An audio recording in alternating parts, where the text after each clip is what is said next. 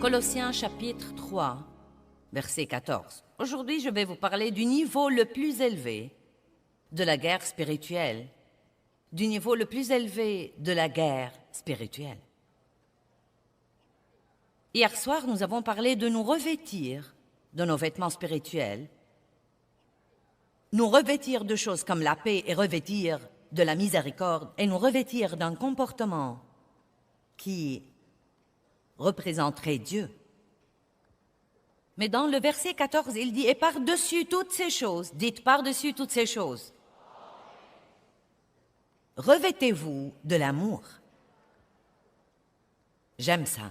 Par-dessus toutes ces choses, revêtez-vous de l'amour. Donc l'amour est la chose la plus importante. Et laissez-moi vous dire quelque chose. L'amour est le niveau le plus élevé de la guerre spirituelle. Nous recevons l'amour de Dieu pour nous. Nous apprenons à avoir une bonne relation avec nous-mêmes. Vous ne pouvez pas aimer les autres si vous ne vous aimez pas. Amen? Qui a découvert ça? Si vous n'avez pas une bonne relation avec vous-même, vous n'aurez pas une bonne relation avec les autres. Une grande partie de la colère des gens vient de ce qu'ils pensent d'eux-mêmes au tréfonds de leurs âmes. Ce sont donc des problèmes qui doivent être réglés avant de pouvoir aimer les autres personnes. Quand j'ai d'abord commencé à beaucoup écouter la parole, j'écoutais beaucoup au sujet d'aimer les autres et je voulais faire ça. Et j'ai fait de gros efforts et je n'ai pas pu. Et finalement, j'ai appris que c'était parce que je ne m'aimais pas. Je n'avais pas encore reçu l'amour de Dieu pour moi. J'étais toujours blessée dans mon âme. Donc, j'avais du mal à traiter les autres comme il faut. Mais quand nous apprenons vraiment ce qu'est l'amour, à recevoir l'amour de Dieu, à avoir une relation équilibrée et bonne et cordiale avec nous-mêmes, il n'y a pas de mal à s'aimer soi-même. Vous ne devez pas vous aimer d'une façon égoïste, égocentrique, où vous vous adorez tout le temps, mais vous devez vraiment vous aimer. Pourquoi ne pas aimer ce que Dieu aime? Si Dieu vous aime, vous devez vous aimer. Et ensuite, la chose la plus importante que nous pouvons faire pour le monde, le moyen le plus important de diffuser l'Évangile, d'être des missionnaires dans notre domaine de la vie, c'est d'aller dans le monde et d'apprendre à vraiment, vraiment, vraiment aimer les gens. L'amour vous rend si heureux que vous ne savez pas quoi faire de vous-même. Non seulement être aimé, mais donner l'amour aux autres. Jésus a dit, tu aimeras le Seigneur ton Dieu de tout ton cœur, âme, pensée et force. Tu aimeras ton prochain comme toi-même. Dans Jean, il dit, je vous donne un commandement nouveau, aimez-vous les uns les autres comme je vous ai aimés. À ceux-ci, tous connaîtront que vous êtes mes disciples. J'aime vraiment voir et recevoir ces versets. Il n'a pas dit, ayez un autocollant, mettez-le sur votre voiture. Veillez à porter une grande croix autour du cou. Prenez votre Bible et vos écouteurs pour marcher. Séparez-vous de tous les autres et veillez à être extrêmement religieux et à ce moment-là, ils vous connaîtront. Il a dit non, à ceux-ci, tous connaîtront que vous êtes mes disciples si vous continuez à montrer de l'amour les uns aux autres, dit la Bible amplifiée. Ça ne suffit donc pas de l'avoir, nous devons le montrer.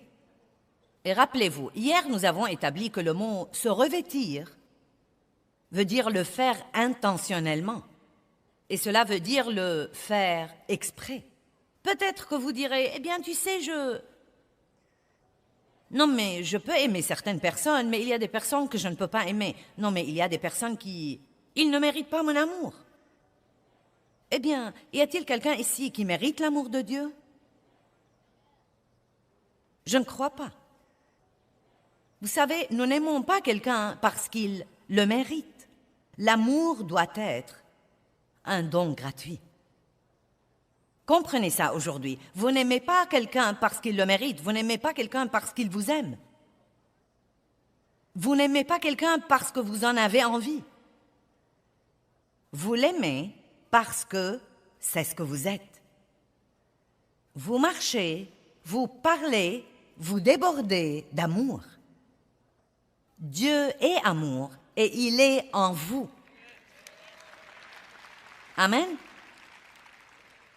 Laissez-moi vous raconter une petite histoire. Un petit garçon est venu à sa mère dans la cuisine pendant qu'elle préparait le dîner et il lui a présenté une facture qu'il avait rédigé où il lui facturait toutes les tâches ménagères qu'il avait faites cette semaine.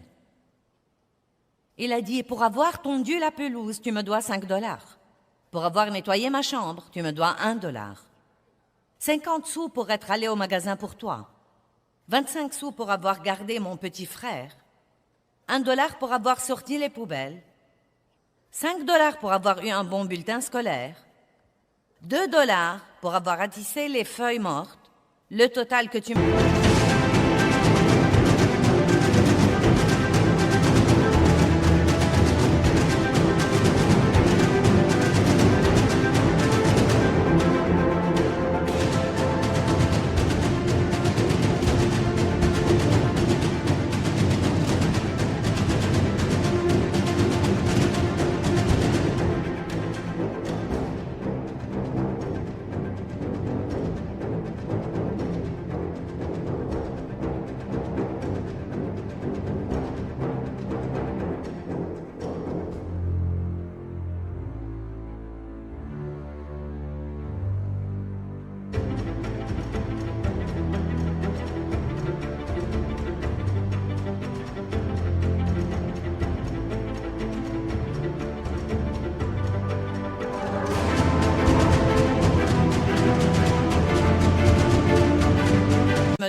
cette semaine s'élève à 14,75 $.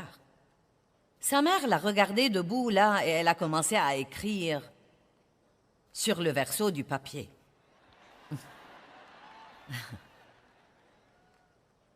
Et elle lui lisait comme elle écrivait.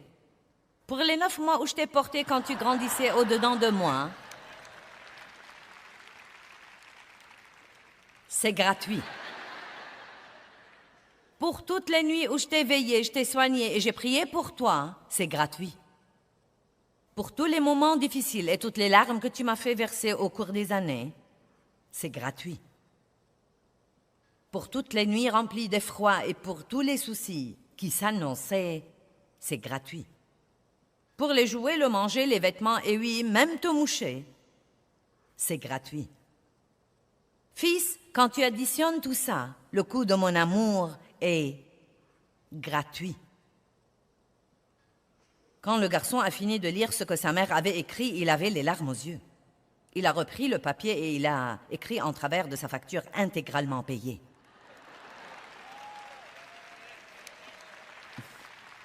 Amen.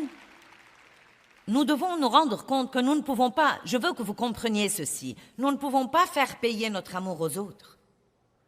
Nous ne pouvons pas trouver de petits moyens pour leur faire payer notre amour. Eh bien, si tu es gentil avec moi, je t'aimerai. Si tu es bon envers moi, je serai bon envers toi. Si tu fais des choses pour moi, je ferai des choses pour toi. Ce n'est pas l'amour de Dieu. Ce peut être un genre d'amour temporel, mais ce n'est pas le genre d'amour auquel Dieu nous appelle. Le genre d'amour auquel Dieu nous appelle est quelque chose que nous pouvons absolument faire exprès, quel que soit ce que vous pensez de quelqu'un, et je peux vous garantir que si vous prenez des mesures pour vous revêtir de l'amour et commencer à marcher dans l'amour, vos sentiments vous rattraperont.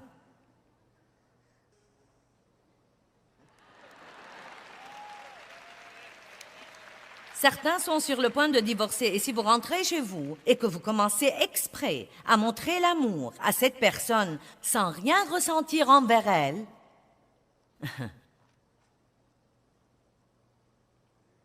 vous pourriez finir par voir un changement dans votre vie.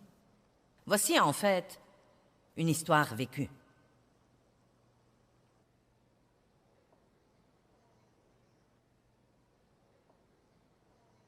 Un ministre parle d'une femme qui a quitté son bureau, pleine de haine envers son mari. Je veux non seulement me débarrasser de lui, je veux non seulement le divorcer, mais je veux encore le blesser autant qu'il m'a blessé. Le ministre a suggéré un plan ingénieux. Rentre à la maison et fais comme si tu aimais vraiment ton mari. Dis-lui qu'il compte beaucoup pour toi. Loue-le pour tous ses bons traits. Donne-toi beaucoup de mal pour être aussi gentille, prévenante et généreuse que possible. N'épargne aucun effort pour lui plaire. Aime-le, fais-lui croire que tu l'aimes, et quand tu le convaincs de ton amour éternel et que tu ne peux pas vivre sans lui, à ce moment-là, lâche la bombe et dis-lui que tu demandes le divorce. Cela le blessera vraiment. Et bon sang, sera-t-il surpris? Et elle a fait ça avec enthousiasme. Elle a joué à ce jeu pendant 2 mois. Elle a joué ce rôle. Elle s'est comportée comme si elle l'aimait. Et elle pensait pendant tout ce temps-là combien elle pouvait le blesser à la fin. Elle a continué à faire ça. Elle n'a jamais rappelé le ministre. 2 mois plus tard, il l'a appelée et lui a dit « Es-tu prête pour demander le divorce ?» Elle a dit « Divorce? Jamais! J'ai finalement découvert que je l'aime vraiment. » Allez, vous pouvez applaudir un peu plus fort que ça.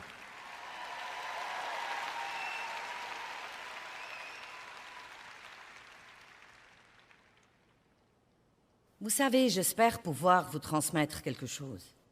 J'ai étudié et j'ai enseigné et j'ai essayé de vivre la parole de Dieu très sérieusement pendant 35 ans. J'ai été chrétienne beaucoup plus longtemps que ça, mais je ne suis devenue vraiment sérieuse que depuis environ 35 ans. Donc, si vous êtes parmi ceux qui ne sont pas encore sérieux, vous pourriez prendre cette décision aujourd'hui. Et cela veut dire que vous allez vraiment étudier la parole puis apprendre à vivre en conséquence. Non seulement la lire, mais apprendre à la laisser guider votre vie. Et j'ai appris au cours de ces années beaucoup de choses puissantes, merveilleuses.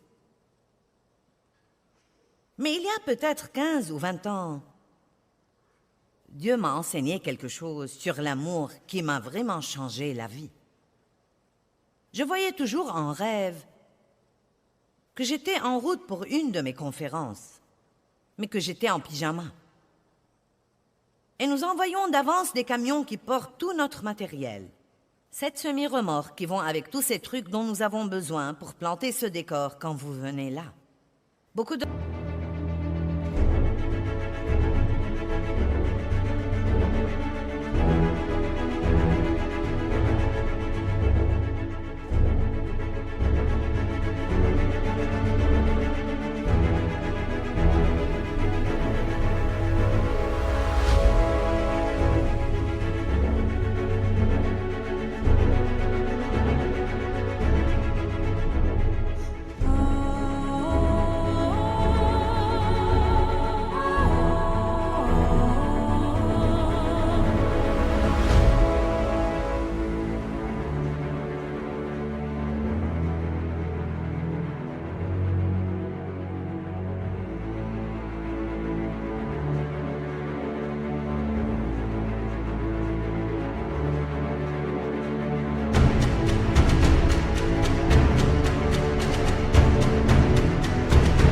Le travail a lieu avant que vous ne veniez.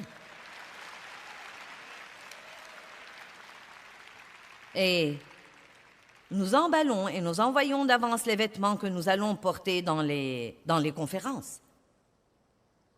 Et donc, je me tenais derrière le rideau, on jouait de la musique, il est temps que je sorte et prêche, mais mes vêtements ne sont pas là.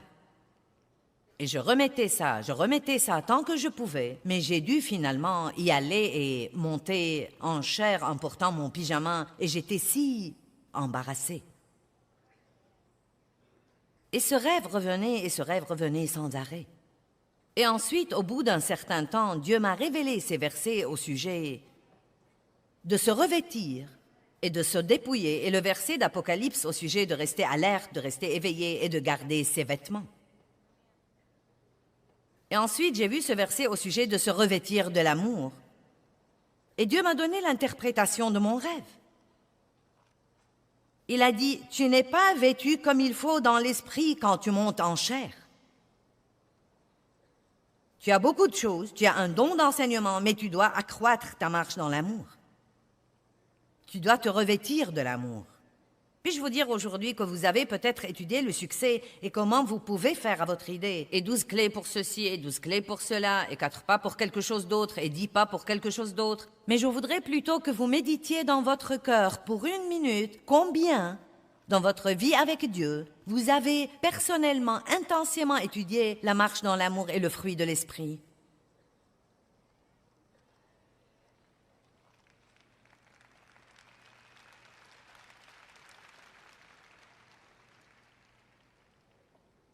Est-ce que vous savez même qu'est-ce que l'amour? Eh bien, 1 Corinthiens 13 dit que l'amour est patient. Nous pouvons voir l'amour. L'amour est patient. Il est bon, il est humble, il n'est pas jaloux, il n'est pas envieux, il n'est pas impoli, il n'est pas grossier, il n'est pas égoïste et égocentrique, il ne cherche pas son intérêt ou son bon plaisir. L'amour ne soupçonne point le mal, il ne renonce jamais, il n'abandonne jamais. Donc on peut voir l'amour et on peut le ressentir. Et nous devons l'étudier. Non seulement nous étreindre de temps à autre à l'église et dire « Je t'aime de l'amour du Seigneur », nous devons étudier l'amour.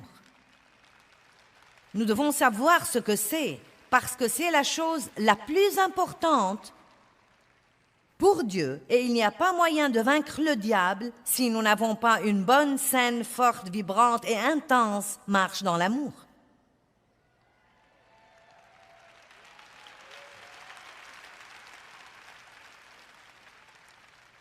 De toutes les choses que je vous ai enseignées ce week-end, et vous avez acclamé au sujet de beaucoup d'entre elles, je peux dire vous êtes armés et dangereux, et tout le monde dit « Oui !» Vous êtes un super-héros dans l'esprit. Oui! Donc je vous dis aujourd'hui, vous devez accroître votre marche dans l'amour et cela doit être la chose la plus importante pour vous, d'apprendre à aimer comme Dieu.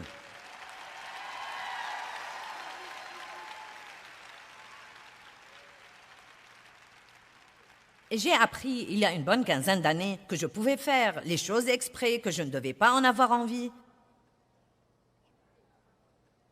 Que l'amour n'est pas un sentiment, mais la façon dont je traite les autres.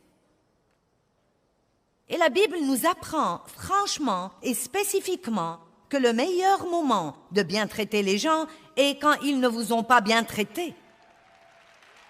Oh mon Dieu! Puis-je être honnête et vous dire que je crois qu'il y a très peu de gens qui font ça? Il y en a certains. Mais je crois honnêtement qu'il y a très peu de gens qui font vraiment ça. Je le sais parce que je vois les gens face à face tout le temps et je vois comment ils réagissent au message sur l'amour. Et la Bible dit de bénir vos ennemis.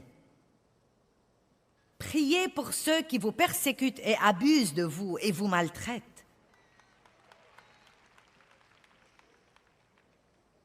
Vous voyez, ça n'a aucun sens pour nous. Mais avez-vous remarqué que beaucoup de choses dans l'économie de Dieu n'ont aucun sens?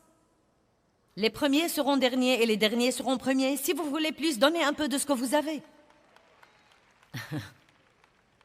Et ainsi de suite. Si vous voulez être grand dans le royaume, vous devez être le serviteur de tous.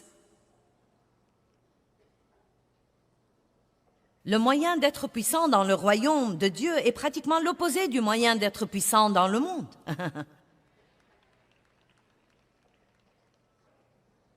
Maintenant, c'est difficile de bien traiter quelqu'un qui n'a pas été bon envers vous seulement en ce qui concerne vos sentiments. Mais quand vous allez au-delà de vos sentiments, quand vous vivez au-delà de vos sentiments, j'ai écrit un livre intitulé « Vivre au-delà de vos sentiments ». Allez, il est temps d'arrêter de laisser les sentiments nous contrôler. Votre volonté...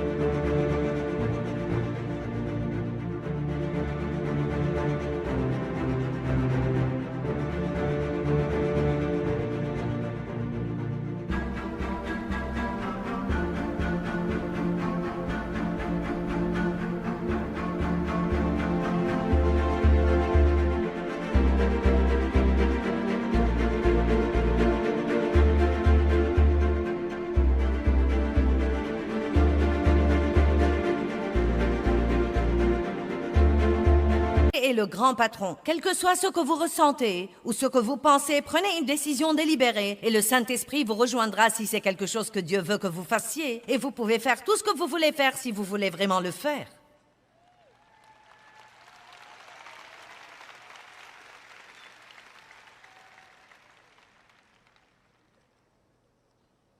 Apprenez à aimer les gens exprès. 2 petites histoires. Disons qu'un pasteur est un jeune homme dans son église. Il l'a aimé, il l'a élevé, il l'a conseillé. Il l'a promu au poste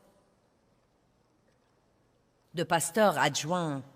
Et tout, en fait, allait bien. Ils faisaient du bon travail ensemble. Mais ce jeune homme était mécontent de quelque chose. Il y avait quelque chose où il n'avait pas fait à son idée comme il croyait qu'il devrait. Qui sait, peut-être qu'il ne gagnait pas autant d'argent qu'il croyait qu'il aurait dû gagner ou qu'il ne s'est pas vu attribuer de mérite. N'est-ce pas étonnant que nous ne savons pas espérer en Dieu pour qu'il nous donne ce que nous croyons que nous méritons si nous le méritons vraiment?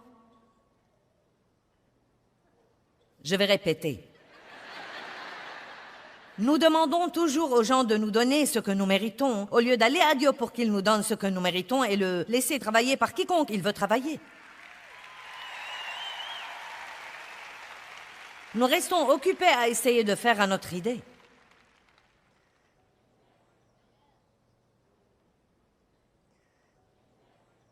Et donc, disons que ce jeune homme était mécontent, et donc il a commencé à provoquer des dissensions dans l'église. Et écoutez, c'est une histoire inventée, mais elle arrive dans les églises tout le temps.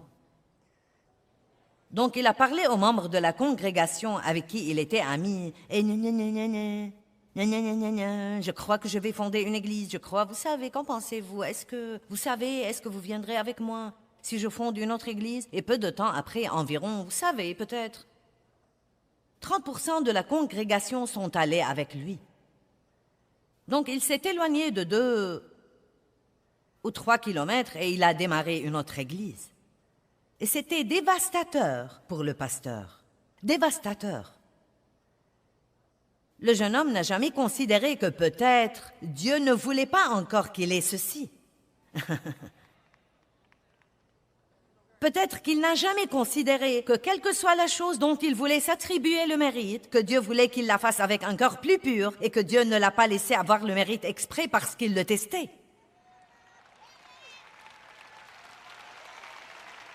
Nous voulons toujours être applaudis et remarqués pour tout ce que nous faisons, mais Dieu très souvent cache aux autres ce que nous avons fait parce qu'il nous teste pour voir si nous avons un cœur pur.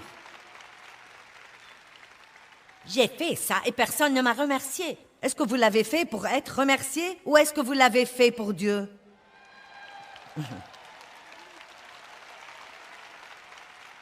Et mince, alors je sais ce que c'est. J'ai été dans des situations comme ça où j'ai travaillé dur pour aider quelqu'un d'autre et il ne m'a même pas remercié ou il s'attribuait tout le mérite. Et c'était vraiment, c'était déchirant. Mais je rends grâce à Dieu de m'avoir donné la grâce de m'humilier. Vous savez, l'humilité, c'est ça. Cela veut dire rester en bas. Humiliez-vous donc sous la main puissante de Dieu, afin qu'il vous élève en son temps, au temps convenable, et qu'il vous exalte. Eh bien, donc le jeune homme avait tort. Il ne fait aucun doute que ce qu'il a fait est mauvais. Il est mauvais. Mais comment le pasteur devrait s'y prendre avec ça? Devrait-il être plein de ressentiment et gronder le jeune homme? Devrait-il monter en chair et dire aux gens que ce type est mauvais et que les gens devraient s'éloigner de lui? Vous savez ce qu'il devrait faire? Je crois qu'il devrait lui acheter sa première Sono.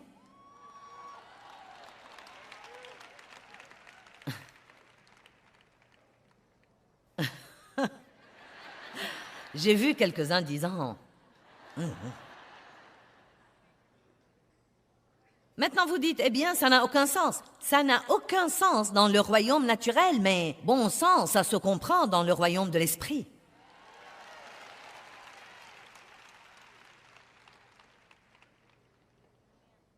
Et voilà pourquoi Romains 12, 21 Mettons-le sur l'écran pour que vous le voyez.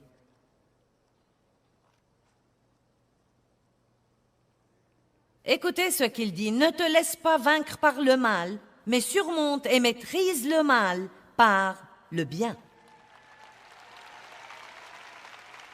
Laissons-le là pour une minute. Lisons ça au moins 3 fois.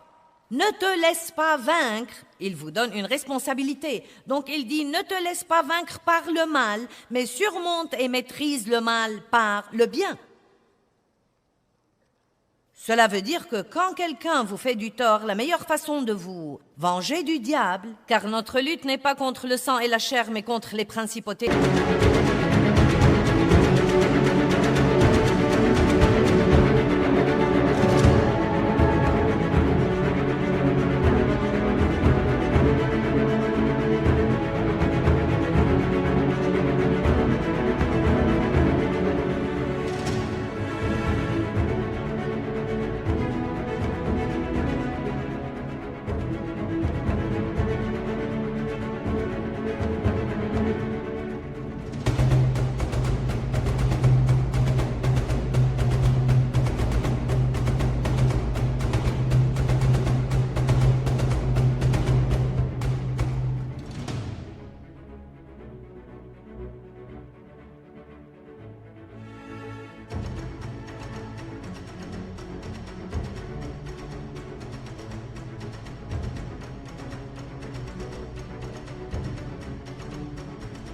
Les autorités.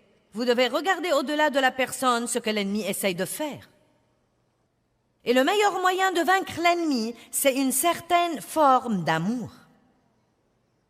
Jésus a complètement détruit l'ennemi sur la croix en répandant la plus grande démonstration d'amour que le monde ait connue ou connaîtra jamais. Il a fait quelque chose qui était complètement injuste, complètement déraisonnable, très sacrificiel. Et à cause de ça, toutes les personnes qui seront jamais sur la planète auront l'espoir. Bon sang, ça alors. Vous dites, eh bien, pourquoi devrais-je l'aider à réussir? Voilà la chose que vous ne comprenez pas. Il ne réussira pas. Ne vous inquiétez pas pour son succès, il ne réussira pas. Parce qu'on ne peut pas réussir quand on fait des choses comme ça. Mais si vous laissez son mauvais comportement vous rendre amer, maintenant vous abîmez votre propre succès. Maintenant vous allez échouer autant que lui. Mais si vous faites ce que Dieu vous demande de faire, indépendamment de ce que vous ressentez,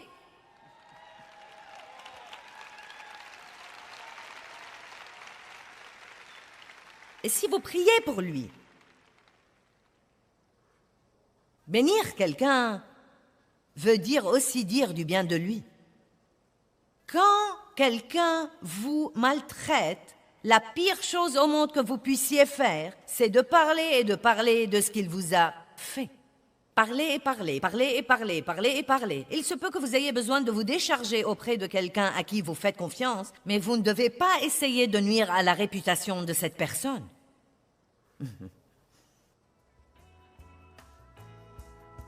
Laissez Dieu être Dieu. Eh bien, je crois qu'apprendre à aimer comme Dieu nous aime est notre arme secrète la plus grande. Et c'est la forme la plus élevée de la guerre spirituelle. Et je crois que c'est surtout puissant quand nous choisissons d'aimer les gens qui nous ont blessés.